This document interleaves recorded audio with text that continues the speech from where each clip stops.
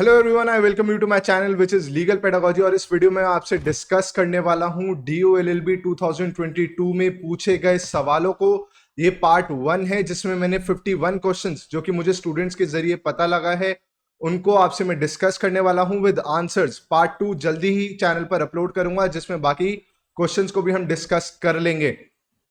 तो दोस्तों, एक सवाल पूछा गया था जो कि मैंने अभी, अगर आप मेरी रीसेंट वीडियोस उठाएंगे लैंडमार्क जजमेंट्स की, तो उसमें कवर किया है इन सभी जजमेंट्स को जो कि पूछे गए हैं DOLLB 2022 में कि right to sleep was recognized in which case. तो रामलीला मैदान वाला केस था जिसमें राइट टू स्लीप को रिकॉग्नाइज किया गया था। फिर था कि third gender was recognized in which case. वो केस भी काफी रिनाउंड केस है जो कि मैंने कवर किया था, NALSA versus union of India. फिर आया राइट टू इंटरनेट जो कि अनुराधा भसीन के केस में रिकॉग्नाइज किया गया। बेसिक स्ट्रक्चर से रिलेटेड केस जो कि केशव नंदा भारती के केस में रिकॉग्नाइज किया गया। फिर एक सवाल था कि नोबेल प्राइज से रिलेटेड कौन सी स्टेटमेंट इनकरेक्ट है। तो एक नादिया मुराद वाला ऑप्शन था, ऑप्शन डी शायद, जहां तक मुझे बताया गया है वो ऑप्शन इनकरेक्ट था क्योंकि यंगेस्ट मलाला जी हैं, ठीक है, तो वो ऑप्शन गलत है। अगला है कि क्रोनोलॉजी में आपको लगाना था, अलग अलग ऑप्शंस दिए गए थे कि मॉर्ली मिंटो रिफॉर्म्स, तो वो 1909 में आया, रॉलेट एक्ट 1919 में, सैमन कमीशन 1930 में, गांधी मार्च 1932 में, कैबिनेट मिशन 1946 में। तो ऐसे आपको लगाना था कि क्रोनोलॉजी ऑर्डर में इसको लगाइए, तो मैंने आपको ईयर दे दिए हैं, क्रोनोलॉजी का सीक्वेंस आपको उस हिसाब से बिठाना था। स्टैटिक जीके की जो प्लेलिस्ट है उसमें ये सब कवर किया है मैंने। अगला है कि कंपटीशन एक्ट 2002 को किसको रिप्लेस किया। कंपटीशन एक्ट जो 2002 में आया उसने किसको रिप्लेस किया था। तो MRTP, monopolies and restricted trade practices, 1969 को कंपटीशन एक्ट ने रिप्लेस किया था। फिर था लेक से रिलेटेड सवाल और उसमें था कि लोनार लेक महाराष्ट्र में है, चिलिका लेक उड़ीसा में है, भीमताल लेक उत्तराखंड में है, तसोए मोरारी लेक लद्दाख में है। तो ये सारे लेक्स को आपको मैच करना था कि कौन सा लेक कहां पर है। अगला है ये किसकी टैग लाइन है, invaluable treasures of incredible India. तो ये GI टैग की टैग लाइन है दोस्तों, invaluable treasures of incredible India. अगला था कि बगलिहार डैम किस रिवर पे बना है, तो वो बना हुआ है चेनाब रिवर के ऊपर। अगला सवाल था कि भारत रत्न से रिलेटेड कौन सी स्टेटमेंट इनकरेक्ट है।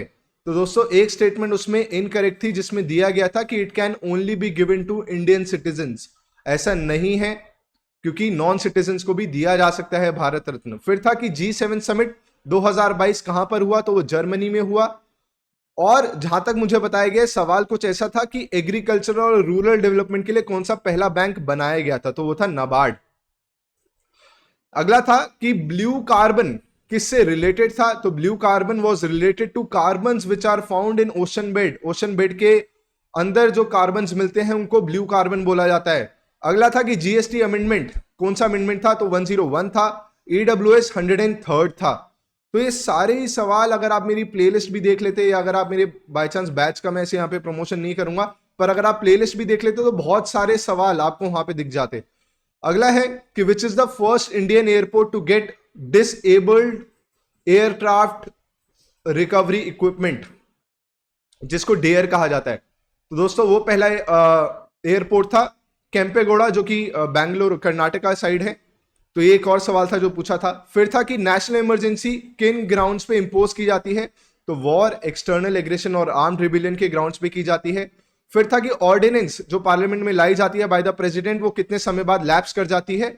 So it lapses after 6 week after the reconstitution of Lok Sabha. जैसी लोकसभा फिर से बैठती है तो उसके 6 हफ्ते बाद वो लैप्स कर जाती है। अगला था कि जो अमेंडमेंट लाई जा रही है जिसमें गर्ल चाइल्ड की जो एज मैरिज है उसको बढ़ाया जाएगा, तो वो कितनी एज तक करने का प्रोविजन लाया जा रहा है। तो वो है दोस्तों 21 साल की उम्र तक उनकी एज को बढ़ा दिया जाएगा। अगला है कि इंपीचमेंट ऑफ प्रेसिडेंट जो है वो कहां पर इनिशिएट किया जा सकता है। तो वो इनिशिएट किया जा सकता है in either of the house, या तो लोकसभा या राज्यसभा। फिर था यूक्रेन रशिया वॉर कब स्टार्ट हुई। काफी अजीब सा सवाल था ये। तो मेरे को जहां तक डेट पता लगी है या मेरे को याद है तो वो था 24 फरवरी का दिन जब रशिया ने अटैक किया था। अगला था स्टैटिक जीके से। स्टैटिक जीके की प्लेलिस्ट में पूरा कवर्ड है कि कौन हेड थे उस कमेटी के, which was the advisory committee on fundamental rights. जो एडवाइजरी कमिटी थी फंडामेंटल राइट्स में, उसके हेड कौन थे, तो वो थे सरदार पटेल। फिर एक किताब पूछी गई कि कंस्ट्रक्टिव पार्लियामेंटेरियन तो वो अटल बिहारी वाजपेयी जी। फिर कि पटेल अलाइव ये किसने लिखी थी, तो वो राजमोहन गांधी जी ने लिखी थी। G7 समिट मैं आपसे डिस्कस कर चुका हूं ऊपर। अगला था कि आईसीजे के जजेस को कौन अपॉइंट करता है, तो जनरल असेंबली और यूनाइटेड नेशन सिक्योरिटी काउंसिल मिलकर अपॉइंट करते हैं आईसीजे के जजेस को। फिर एक और सवाल था कि कुलभूषण यादव का एग्जीक्यूशन सेंटेंस किसने रोका था, तो वो था दोस्तों इंटरनेशनल कोर्ट ऑफ जस्टिस, जो कि हेग में मौजूद है। अगला था कि इनमें से कौन सा मेंबर नहीं है, अलग अलग ऑप्शन दिए गए थे इसमें, लक्समबर्ग, कनाडा और एक आध कंट्री और थी, तो उसमें ऑस्ट्रिया नाटो का मेंबर नहीं है। फिर था कि इनएलिएनेबल का मतलब क्या होता है, तो इनएलिएनेबल का मतलब होता है नॉन ट्रांसफरेबल। कंड्यूसिव का एंटोनिम पूछा था, जो कि था अनफेवरेबल। प्रैक्टिकल का अपोजिट इम्प्रैक्टिकेबल। फिर था कि जोसेफ साइन केस किससे रिलेटेड था, तो वो एडल्ट्री से रिलेटेड था। अगला था कि जब भी एक्यूज को अरेस्ट किया जाता है तो उसको मजिस्ट्रेट के सामने कितनी देर में पेश किया जाता है, तो उसको दोस्तों 24 घंटे के अंदर अंदर प्रोड्यूस करना होता है, पर इसमें से जो ट्रैवलिंग टाइम लगता है आने जाने का, उसको एक्सक्लूड कर दिया जाता है इस 24 घंटे में से।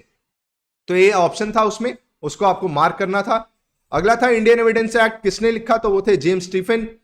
फिर एक रिलायंस वर्सेस फ्लेचर का पूरा केस लॉ ही दे दिया था एक तरीके से, इसमें इंडिपेंडेंट कॉन्ट्रैक्टर अपॉइंट किया था और फिर एकदम से पानी आ जाता है वहां पर, तो उसका आंसर था स्ट्रिक्ट लाइबिलिटी पे बेस्ड है वो। अगला था कि the department of disinvestment has been renamed as, तो उसको रीनेम किया गया as department of investment and public asset management. फिर था wagering agreement, wagering agreement is a void agreement. अगला था the person who love studying clouds, तो वो था नेफोफीलिया। अगला था कि पायरोफोबिया किससे रिलेटेड है, तो pyrophobia is related to fear of fire. अगला था कि पहले चीफ जस्टिस कौन से दिल्ली हाई कोर्ट के, तो वो थे केएस हेगड़े। फिर था कि प्रेसिडेंट किसको अपॉइंट नहीं करता है, अलग अलग ऑप्शंस थे, उसमें आंसर था स्पीकर ऑफ लोकसभा को अपॉइंट नहीं करते हैं। अगला था कि इस ईडीएम का मतलब क्या है, to bring the cat out of the bag, bag से बिल्ली को बाहर निकाल लेना, ऐसा हिंदी में इसका वो निकल के आ रहा है अनुवाद। तो cat out of the bag का वैसे मतलब होता है टू रिवील द सीक्रेट।